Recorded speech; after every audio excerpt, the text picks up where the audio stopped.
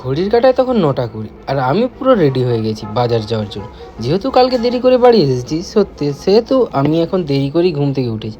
এখন উঠে বাজারে যাব। আর এখানে ফুল গাছগুলো দেখো কত ফুল হয়েছে, দেখতে জাস্ট দারুণ লাগে। আজকে যেহেতু দেরিতে ঘুম থেকে উঠেছি তার জন্য মা দোকান খুলে দিই। আর দোকানে এসে দেখি এটা কি, আজকে তো দোকানে চিংড়া মাছ এনেছে। দেখে তো আমার মনটা পুরো খুশ হয়ে গেল। ঘড়ির কাঁটায় প্রায় 10টা। আজকের দিনের প্রথম কাপ চা খাচ্ছি, কারণ আজকে ঘুম থেকে দেরি করে উঠেছি। এসেই বাজারে চা খেয়ে প্রায় 11টার দিকে বাজার নিয়ে সোজা বাড়ি চললাম, কারণ আজকে আর বাজারে থেকে আমার কোনো কাজ নেই। বাজারে নিয়ে বাড়ি এসে দেখছি জল ছেড়ে দিয়েছে, তাই জলটা ধরে জল ধরা শেষ করে চলে গেলাম রান্না করতে, কারণ আজকে মাছ নিয়ে এসেছি।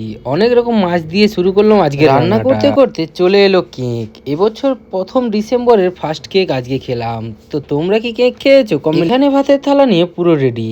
এখানে রান্না হয়েছে আজ হেঁচড়ের তরকারি। সময় তখন বিকেল 5টা। আমি এসেছি দোকান খোলার জন্য। দোকানে এসে দেখি সব সবজি শেষ হয়ে গেছে, সেহেতু আমাকে আবার ভোরবেলা 4টার সময় উঠে যেতে হবে সবজি কেনার। ঘড়ির কাঁটায় সময় 9টা। আমি বাড়ি এসে গেছি। বাড়ি এসে বাইকটা সোজা বাড়িতে তুলে দিলাম। দেখা হচ্ছে কালকে ভোরবেলায়। আজকের মতো বাই।